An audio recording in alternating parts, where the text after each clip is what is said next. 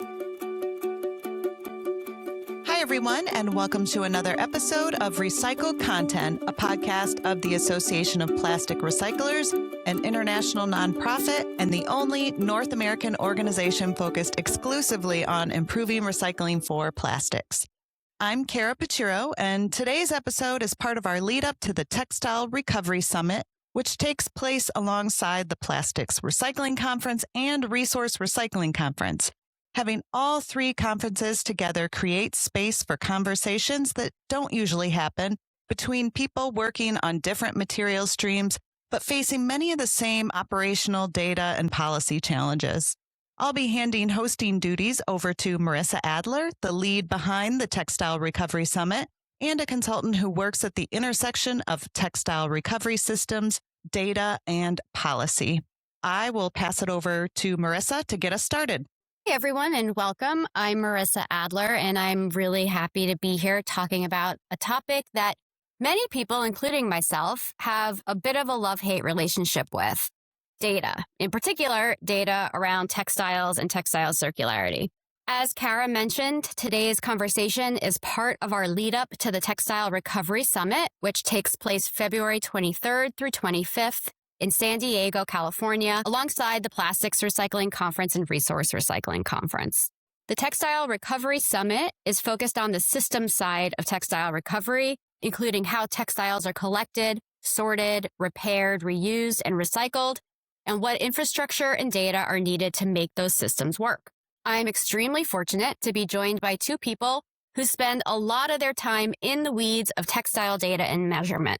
Traci Kinden is with TexRoad, where she focuses on textile recovery, reuse, and recycling systems with a strong emphasis on understanding what's happening to the material on the ground. And then Jennifer Wang is with Full Cycle Resources, where she works on material flow analysis, waste characterization, and data-driven planning for recovery systems. So thank you both so much for being here. And I'd love to start with some quick introductions. Traci, if we could start with you, would you be able to share your organization and what your work focuses on? Thanks for having me here. TexRoad is a Netherlands-based nonprofit organization, and we make data visible, useful, and actionable. And our main focus is on the post-consumer textile value chain, and we mainly define materials flows, for example, from the point of collection all the way through the ultimate endpoint. And we also package up characteristics information like fiber composition, physical properties, batch quantities, this kind of thing, into little interoperable packets of information that's useful for textile to textile recycling. Wow, that's a lot. Sounds like a lot of data that you're able to collect and analyze and make functional. Jennifer, let's go over to you. Same question. Can you tell us a little bit about who you are, your role, and the lens that you bring to this work? I'm with Full Cycle Resource. As our organization, we work as researcher and also work as a consultant in implementation when it comes to scaling operation in waste recovery and waste management. And we have a focus on secondhand clothing systems. I think our specialty comes down to our empirical work. We specialize in Global South, especially working with the informal markets and collecting data from the traders to capture how textile actually move through the reuse, recycling, and the waste streams. So our goal of our organization is to really bring empirical field-based data into policy and investment conversation so that circularity solutions are grounded in real market and operational realities. So a lot of that data of end markets and on the ground and the types of data that are not just readily available by doing a Google search, right? So let's dive into the conversation. I want to start with a level setting bit of a conversation here on data. What does data mean in textile circularity?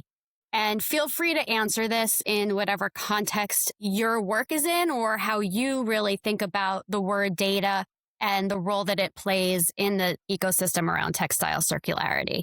What kinds of questions are you trying to answer with data? And why is data so important when we're thinking about how to plan for the future and future systems? Why don't we start with Traci? Data is a 4-letter word. It means you could ask 100 people what it means and you'll get 30 different answers. But ultimately, if we think about what circular textiles is, circular textiles is about keeping resources circulating and out of the waste stream. So in order to do that, we have to know how much there is to start with. We also have to know where it goes and basically how much is lost. If you know those two things, if you can quantify the resources in the system and you know kind of when and how they're falling out, then you can start to develop and implement real circular textile solutions. And I think one of the traps that we can easily fall into in general is that some of the reports that come out look really nice, but actually nobody really knows what the quantity of textile resources circulating is. And we don't actually know how much is going to waste. So, these basic things are missing, these basic pieces of information. I've boiled it down in my own brain to the 5 big questions. What is it? Where is it? How much is it? Who has it? And where's it going? And these are very simple, big questions. And I'm sure Jennifer will also be able to tell you how difficult it is to get any amount of information that you can put together a full picture. We just don't know. That was one of my questions. So data is so readily accessible in a lot of different aspects of our daily lives, even in waste management across other product types. Why is it so hard to get our heads around the situation with textiles, and why is the data so elusive? I think, Traci, you said it so well and nailed it in the head when it comes to like what data really means. I can only speak on like my personal experience of gathering data. A lot of times that there are different approaches and methodology when it comes to data collection and a different way of analyzing it. So I think it's important to understand in detail and questions where the research is coming from and what are some assumptions that they have, and even ourselves, what we have coming in. I think one of the biggest challenge is that there isn't a lot of primary data collection when it comes to the end market.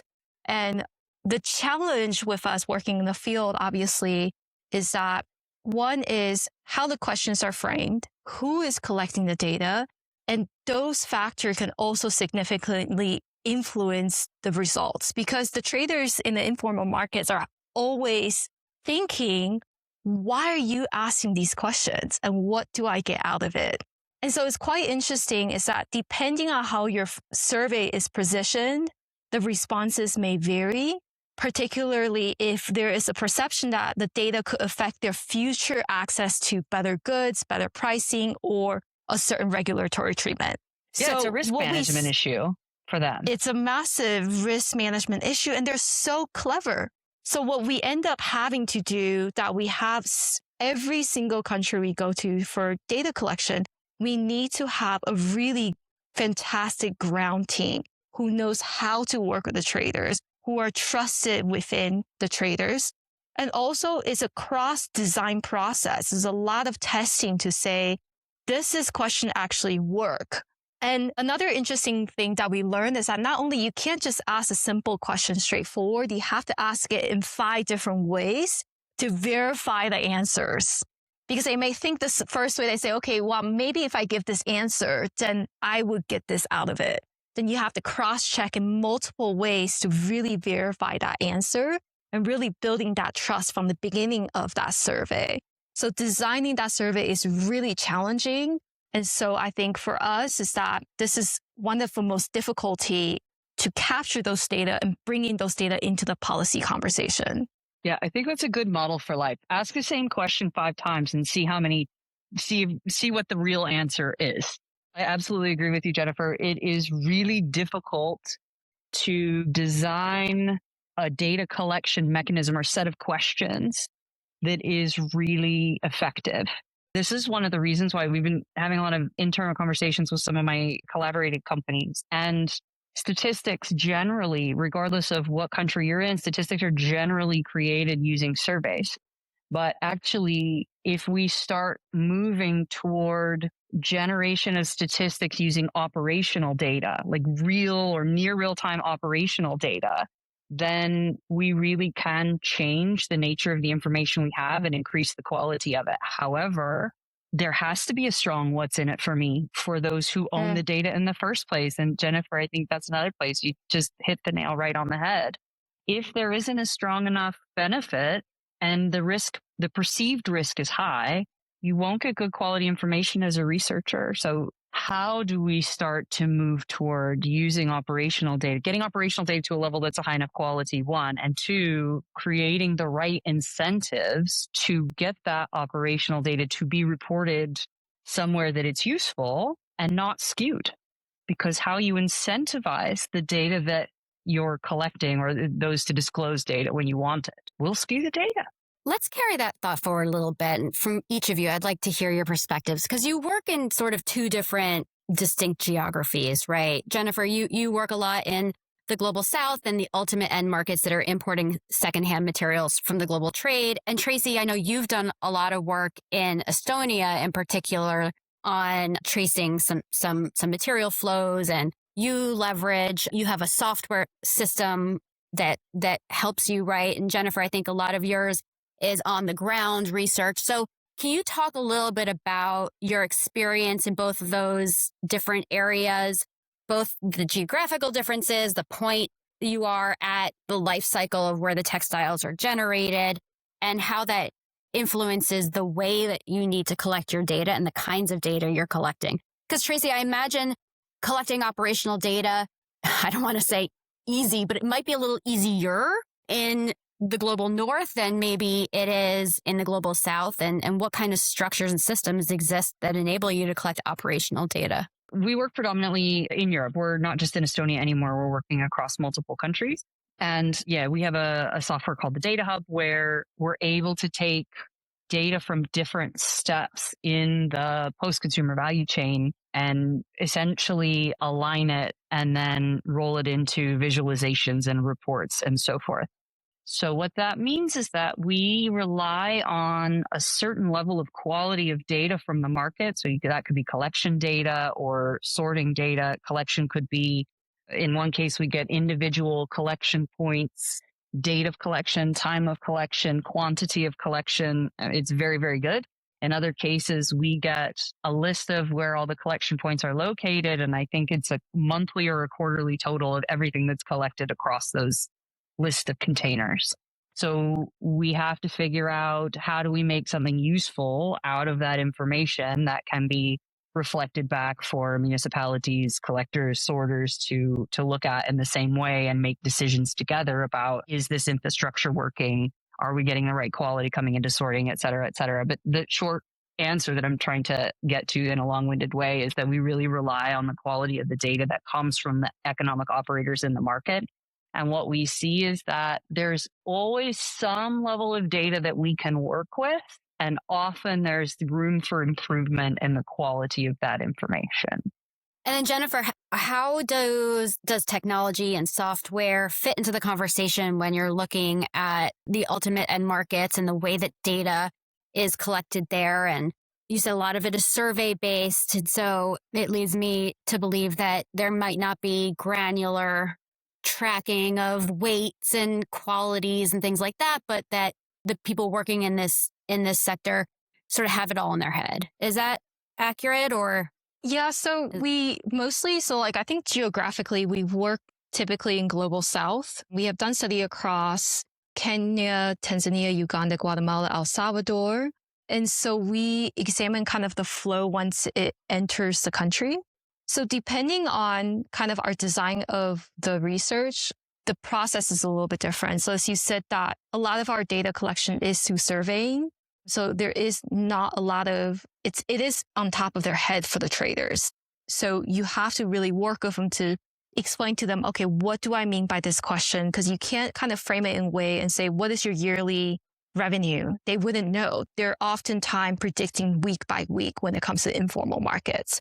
One of the biggest processes that we do work with a lot of importers and sorters in the receiving markets. And obviously, building the participation is a big process. And oftentimes, it does require sensitive information, such as like financial information, and we need their meaningful participation and feedback and transparency. And so what we have learned in this process is really difficult to have a software or a unified data collection template because each of the sorters may have different operation models and they are integrated within the supply chain differently. So what ends up happening is that the definition really varies if you just sent out like an online survey for them to answer saying, okay, what is the percentage of this? But their definition might be different and then the interpretation might be different. So what we ended up doing is that we have to really work as a collaboration, saying we have a certain questions that we want. We have designed the question, but now we need to have a conversation with them to understand what is their operation and what is their existing data system that they have. And oftentimes just jumble up into a massive Excel sheet because they're looking at their P&L, they're looking at their, how much money I'm making exactly in each part of the process. But we already know, so by looking at multiple participants, then we can design it in a way, say, okay, this is the information we need. How do we sort the data in a way that it will make sense across multiple facility and through their the variation of different integrated process. So it's very difficult, and we actually don't have a software for this. It's all manual, all Excel sheet, spending a lot of hours looking at it. I can recognize that problem. We have our own flavor of that, which is anytime we work with a new value chain actor, we essentially say, this is the type of information we're looking for. We give them the examples of the dashboards and the things that we produce from data. We help them understand what types of operational data that they have that go into that. And then we say, send us a sample, because we know that actually the process is not different enough actor to actor. No, nobody's a unicorn. It's all a similar industry with similar processes. You walk into a sorting facility and they have a cleanup step, and they have they take out the shoes, and it all follows a similar process. You can map it to a mass balance on the outbound side, but everybody uses a different terminology and collects data from a different point in their operation and blah, blah, blah. So we play this little game that's called, this is what we want, send us a sample of your data. And then we try to figure out what their language is, the language that we need it into, and then how do we bridge that gap? So definitely understand the multiple spreadsheets and a jumble of information and just trying to make sense of what's the flow of materials, what is the language and methods of quantifying that, whether that's bales, bags, euros, dollars, whatever. How are you quantifying that, and how do you convert that into a weight-based unit if it's not already weight-based? We do a lot with weight-based units. So there's no easy button. Standardization. Hopefully we can move a little bit towards that in the data collection realm as we go forward. I want to bring the conversation back out a little bit and ask, why is understanding textile circularity through data important? Thinking about the policies that are being developed now and the changes in how we're collecting textile waste and where it goes. Can you talk a little bit about the importance of data in informing systems, and what other value does the data have? Jennifer, why don't we start with you this time? I think, Traci, you covered it a bit earlier, is that I think there's quite a lot of new legislation and traceability requirements are being introduced. I think data becomes a core decision-making tool rather than just like a reporting exercise, because I think with consistent data, it becomes possible for us to really identify the gaps that exist across the value chain, and also help us determine where interventions are needed and where investments are needed, and also the scalability of that. I think for me, data on the end market, I think it's really important because it allows traders, sorters, and also informal market to join the policy conversation, because I think oftentimes they're excluded within the policy. And it's important to understand that any kind of upstream policy changes has a direct economic impact in the downstream's reality of the people in the receiving market. And I think through our kind of ground surveying, ground data capturing, we're able to really capture the reality and what the social economic impact it means for these people, and how many people really depend on this trade and the economic mobility of that. And so I think for me is that it brings in the traders' voices into the policy conversation. And I think that's really important for us to continue to have that. Traci? Yeah, I would agree. I think there are some really practical business type things like where do you put your processes and assets if you don't know where the concentration of the materials resources are, or if you don't know what the characteristics of those materials resources are? So for example, if I have a really lovely chemical cellulosic recycling facility, but I put it in a place where I'm going to have to move a lot of material a very long distance to be able to feed that place, well, might have some economic and carbon footprint challenges to that. So yeah, where do you put your process and assets, just as a simple business question, is one of the most important pieces of the data. But also, I think, Jennifer, it's interesting you work on the investment side, or at least putting information and data into the funding and investment piece. Where should the investment be, whether that's private capital, or in Europe, there are a lot of public grants and subsidies around research being funneled in. So where should that actually go that it's going to make any impact? You need data for that. You need to actually understand not just what the materials, where they are, but what they are, and what's going to be hard to take apart versus put back together, or where can you have more social impact geographically, et cetera, et cetera. If we don't have any idea about the resources, then it's all a guessing game.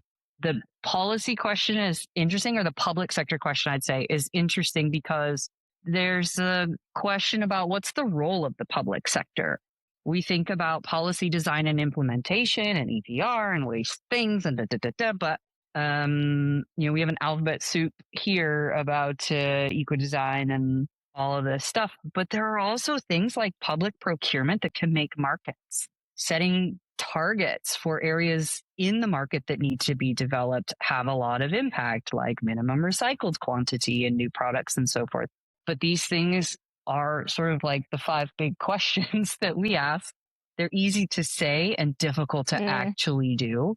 Sometimes it's a case of the more data you have, the better. Sometimes it's a case of getting the right kind of information and insight to take a calculated risk, whether you're on the private side or the public sector side, because inaction is a big problem. The post-consumer textile industry in Europe is really struggling and at a risk of collapse. Sorting, grading operations have largely left North America. I actually don't know who all is left doing sorting and grading, but I don't imagine it's very many. So yeah, we need good information, good data to be able to make the system the way that we want, but we also have to be able to not get paralyzed by too much or not enough and take action. One of my next questions is around how do you move forward in a world that's not stopping around us and policies are being enacted and people are requesting transparency and lots of more information than we have. So how do you move forward in a world like that with imperfect data, but still actually be able to move forward and make progress? And I'll let either of you tackle this question. How do you think about that, at least in your own minds? And what advice would you have for policymakers and others who need to start complying when we have some data, but we know we don't have all of it, and we know there are many challenges, and it is an imperfect system? Personally, I think it's come from like a research perspective for me, is that I think it's important to continue to question and challenge like the work, like having like constructive conversation to help ask assumption questions to improve methodology. Obviously, I think, Marisa, we worked together previously. I think you asked me about methodologies and questionnaires, how it's designed. I think those are really helpful questions that people should be having. And I believe that policymaker needs to have more of those conversations to challenge assumption, because I think it's easy for us to present data in a very simplistic form and make a quick decision. But those decisions has direct economic impact to the livelihoods downstream. So I always say, I think it's important to act, but I don't think policy should be acted just based out of reaction. I think policy needs to have enough data to make an informed decisions and really challenge everyone's narrative to understand what is true and what is not true. What are the facts? What are the assumptions that we have? And really understand what does one decision have when it comes to system thinking.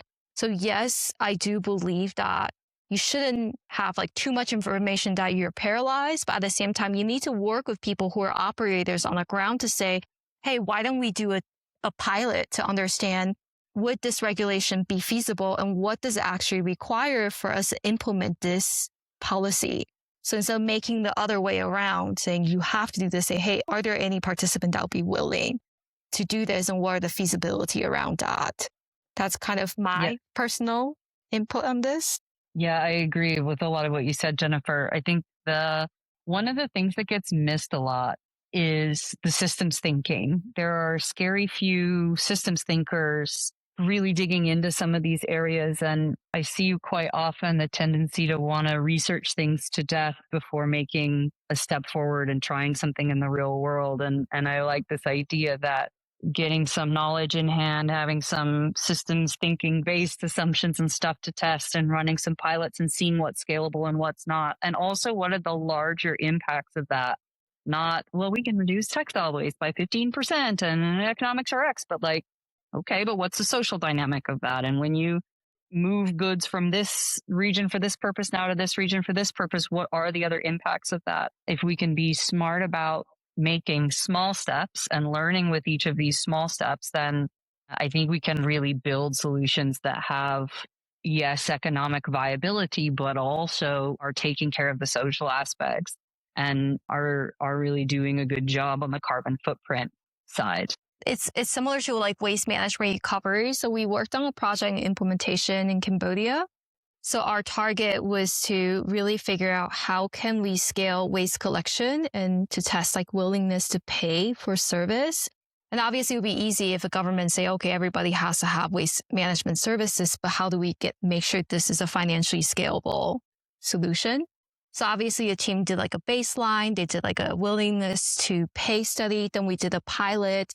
And from that data collection, we understand like scalability. So they went from like a 200 people household waste collection to over 2,500 people within less than a year. And so I think if they do more of like a business model testing, and then from that to say, okay, what are our learnings? What is feasible? What is not feasible? Then you can design a policy around that in like a more system thinking way, bringing like operators, being data scientists, bringing people who are into finance. And so right now they're testing another pilot to say, okay, is there a way that we can design it in a way for incentives, like financial incentive for household to do waste separation, right? How do we design this in a way that would work? And those conversations can then bring into like policy change. I know we're wrapping up close to time here, so I wanted to kind of bring it back home a little bit and connect this back to the Textile Recovery Summit.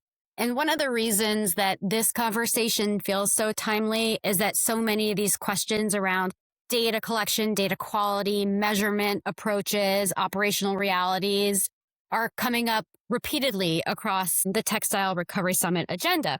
And so I'm very encouraging of anyone who might be listening to consider attending the Textile Recovery Summit. And before we close out, I just want to ask each of you, what's top of mind that we haven't touched on yet?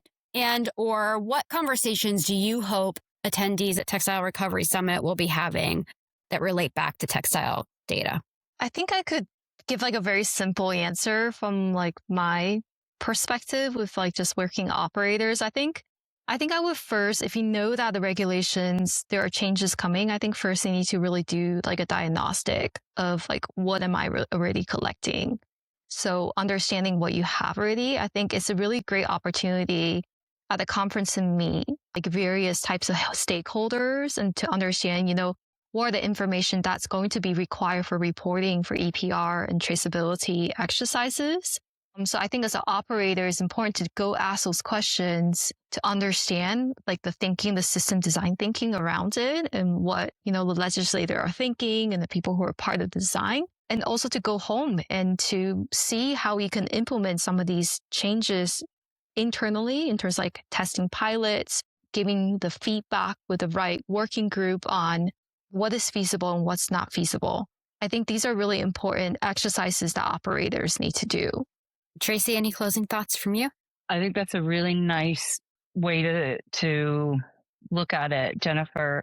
I think also the thing that is often missed in the circular textile conversation and when it comes around to data is that in order to make circular textiles work at scale, there is an unprecedented level of data exchange that's required. So this is for business intelligence, transparency, policy monitoring, certifications, impact assessment. It's many different types of data moving in multiple directions at the same time. And if I were a company operating on thin margins that was working on a couple of Excel spreadsheets for my whole business, that statement would freak me out. Here's the good news. If you have good quality operational data to run your own business, that means some consistency and rigor with what types of information you collect, where from your operation you collect it, and you do a good job at the most basic record keeping, you have laid the foundation for being able to do this data at scale thing. It's one step at a time, one bite at a time. That's how you eat an elephant.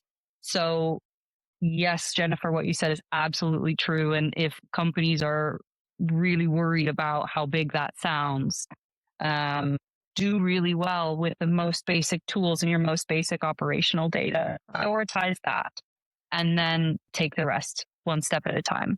There's another piece here which is not well understood in textiles, and we're beginning to dig in a little more deeply with some of the projects that TexRoad is in, and that is, what are the digital infrastructures for secure data exchange?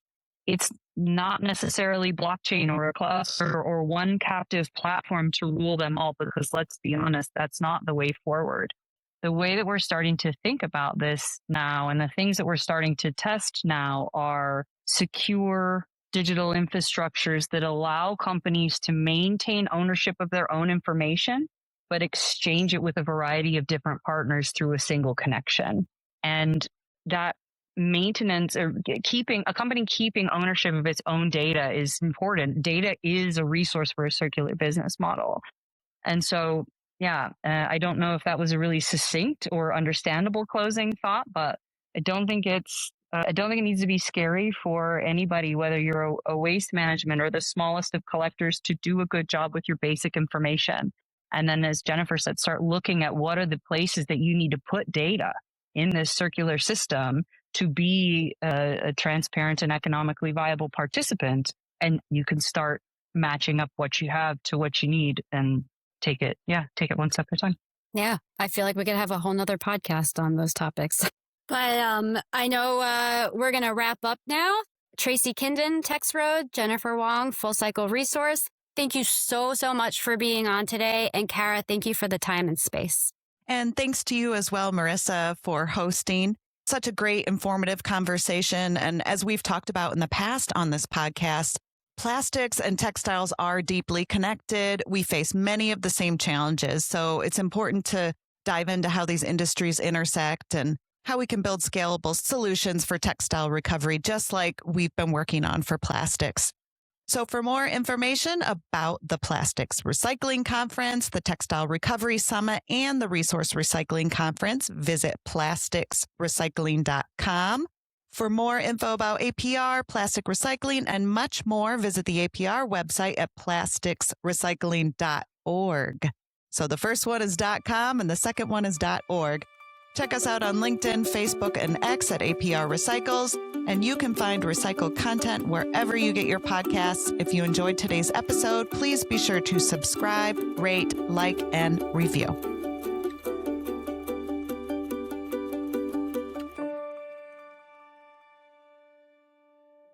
This podcast was recorded in the studios of Policy Resolution Group, Washington,